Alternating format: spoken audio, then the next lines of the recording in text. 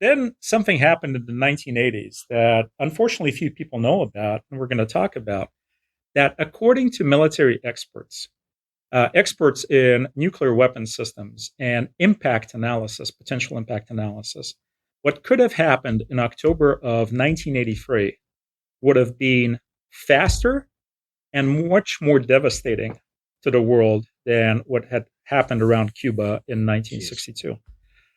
Before we go to 1963, May of 1981, what happened between 61 and 81 was actually a period of détente. Richard Nixon and his administration, Henry Kissinger, Ambassador Dobrynin in Moscow, Foreign Minister Gromyko, and Leonid Brezhnev, they found it in themselves to look at Cuba as a lesson and start moving back. They took very specific steps, and in 1972, Nixon traveled to Moscow, and famously, they signed two major agreements. One of them was called SALT I, Strategic Arm Limitations Talks, Phase 1, to reduce the number of strategic nuclear weapons. And they also signed the ABM Treaty, Anti-Ballistic Missile Treaty. And that's important because that is actually Robert McNamara's baby. And that goes to the notion of MAD. So what is MAD? Mutually Assured Destruction. Robert McNamara, who was a technologist and a great strategic thinker, very, very structured, he actually commissioned an analysis that gave him a very clear conclusion with which not only the Kennedy, Johnson, but also the Nixon administrations agreed. If there is a fear of mutually assured destruction, there will not be a nuclear war. Deterrence. If both sides decide that if it starts, both sides die, both sides may back away from nuclear war. But if one side has the belief they may get away with it, if they do something and they block the missiles coming in their way and they survive or partially survive, they may trigger things. So MAD was all about preventing that false belief. And the Anti-Ballistic Missile Treaty was all about limiting the missiles that would shoot down the incoming missiles. Now, unfortunately, that is no longer in place. And there was also Star Wars, and there's a number of initiatives that are currently being discussed. We're not going to go there. But back to 72, there was Nixon and Brezhnev agreed, followed up in 1979 between President Carter and Brezhnev, SALT II. But SALT II was never ratified. Afghanistan was happening. The Congress wasn't happy. Don't trust the Soviets. So the Senate never ratified it. And the Soviets said, well, if they're not signing it, we're not signing it. What does that lead to? More paranoia. We spent years at the negotiating table agreeing to these positions. And now they walk away for no practical reason other than political stance. What does that mean? And here a new character appears in the equation, Ronald Reagan, who, God bless him, was a true crusader against communism. But as he arrives on the scene in 1980, winning the election against incumbent President Jimmy Carter, he comes on a platform of, we are going to put communism on the trash heap of history. Basically indicating annihilation, as was perceived by whom? Brezhnev, the head of the Soviet Union, and the man who would succeed him after Brezhnev died in 1982, Andropov. Yuri Andropov at the time is the head of the KGB. Very briefly, I remember Andropov, but it wasn't long. No, Brezhnev died in November of 1982. Andropov died a year later. He was a frail man at the time that he was elevated to the position. He had a whole series of issues, and for most of his administration, he was in a hospital bed. That aside, he played a pivotal role in what happened in May of 1981. Paranoia. Just negotiate with the Americans. Now they stepped away from this agreement. What's going on? Reagan says he's going to annihilate us. Evil empire. Evil empire, that proclamation. But more importantly, Reagan comes in with a platform of increased military buildup, including nuclear weapon capabilities for the United States. And the Star Wars. And well, Star Wars came a little bit later. Yeah. But all of this leads to a meeting of the Politburo, chaired by Brezhnev, where Andropov makes a speech in May of 1981. And as an outcome of that, they create a program that becomes a top priority for the GRU, the military intelligence, and the KGB, the Foreign Intelligence Political Service, called in Russian RYAN. RYAN. That in English, RYAN. Ракетно-ядерное нападение. Nuclear missile attack. And specifically, what they were concerned with was that notion of a preventative decapitation attack. As in, what if Ronald Reagan decides to, we're meeting here right now in the Kremlin, Politburo, what if he just launches something? Yes. And at the time, the Pershing II missiles were starting to be developed and deployed. And that was, as we talked in the previous episode, 8 minutes from launch to hitting a target in the Kremlin. 8 minutes. These old geezers are gathering in their paranoia and going, could you just take us out in 8 minutes? So the KGB and the GRU are ordered to make this a top priority, monitor around the world what's going on. Agents are placed to track movements of certain military and political personnel. Are they gathering for certain meetings? Are those covert meetings?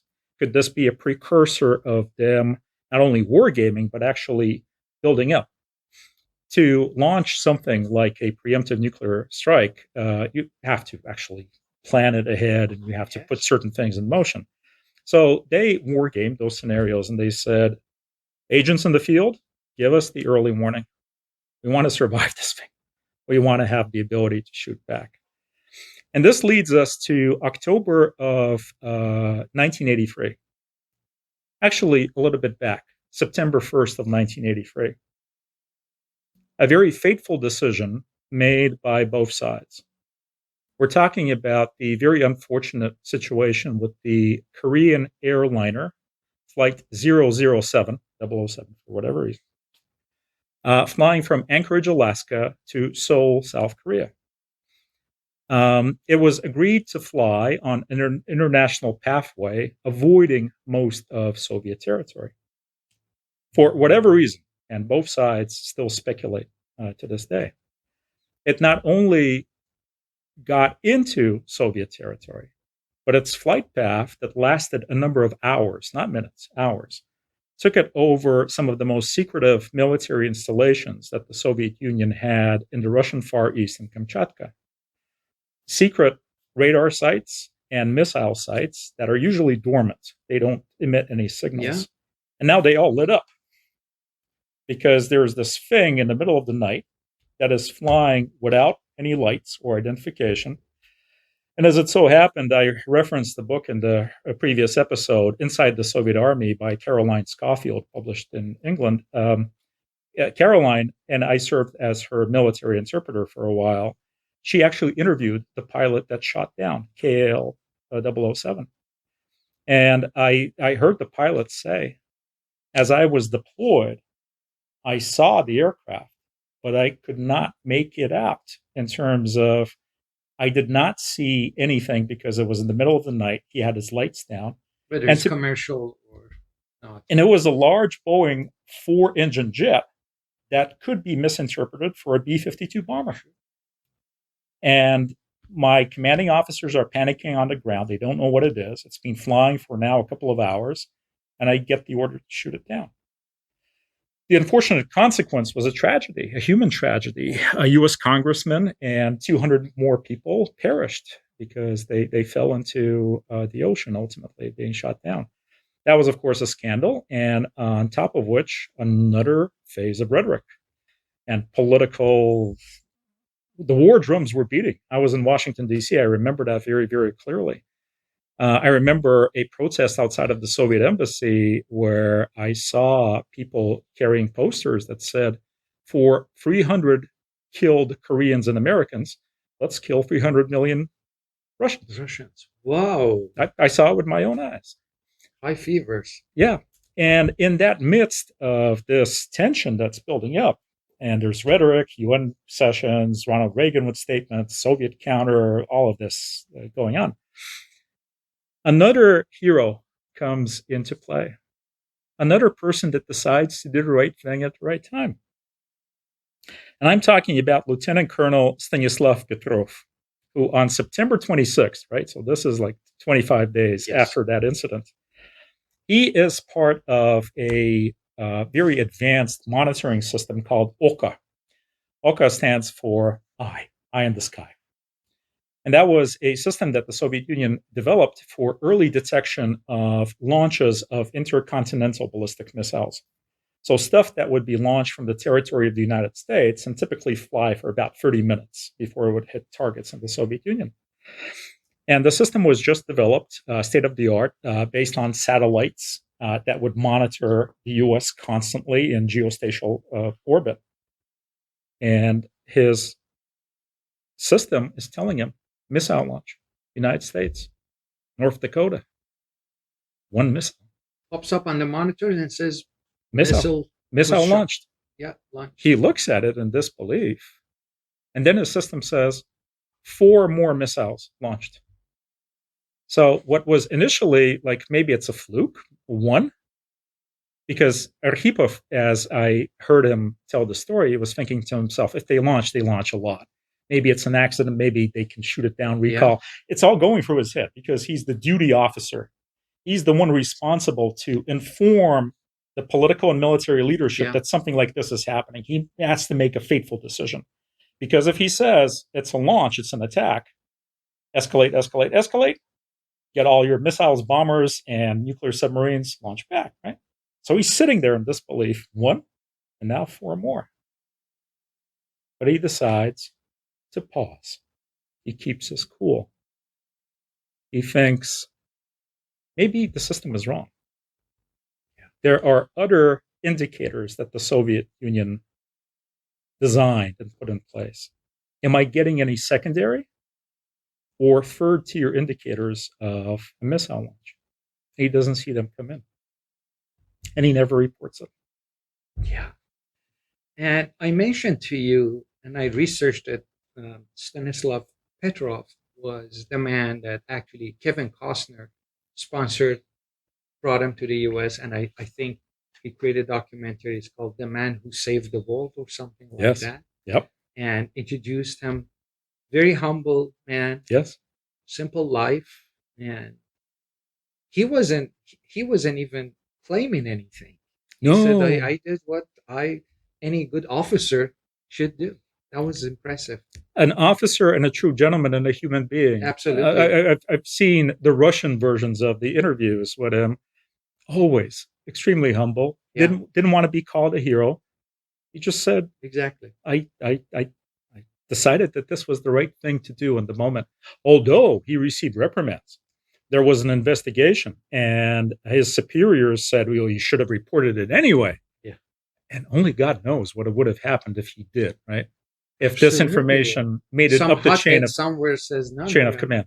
Yeah.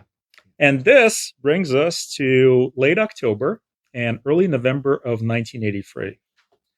What is known as Operation Able Archer, which was a strategic initiative between the United States and Great Britain and some other NATO allies to do what?